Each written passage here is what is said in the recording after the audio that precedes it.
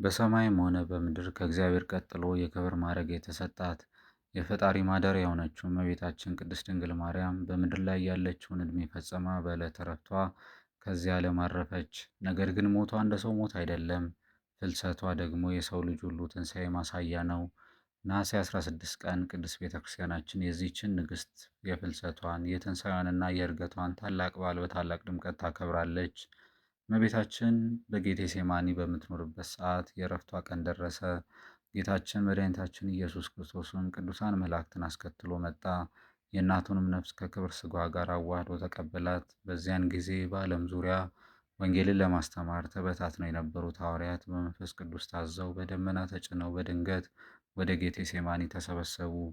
ሐዋርያትም በታላቅ ዝማሬና በእንባ የእመቤታችንን ሥጋ ይዘው ወደ መቃብር ሊወስዱ ሲሉ በወቅቱ የነበሩ አይሁድ በቅናት ተነስተው የእግዚአብሔር እናት ናት እያላችሁ ታከብሯታላችሁ በማለት ክቡር ሥጋዋን ለመጣልና ለማቃጠል ፈለጉ።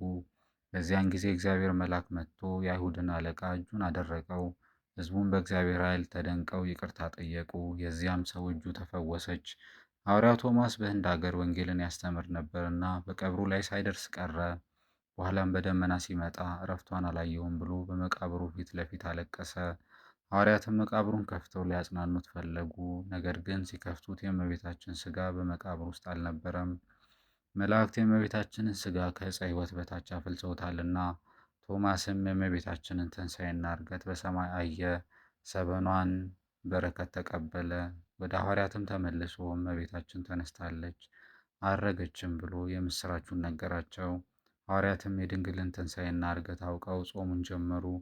የእመቤታችን ፍልሰት ለእኛ ለክርስቲያኖች ትልቅ ተስፋ ነው። ሞት አሸንፎን እንደማይቀር እንደ እርሷም ትንሣኤ እንደምናገኝ ያሳየናል።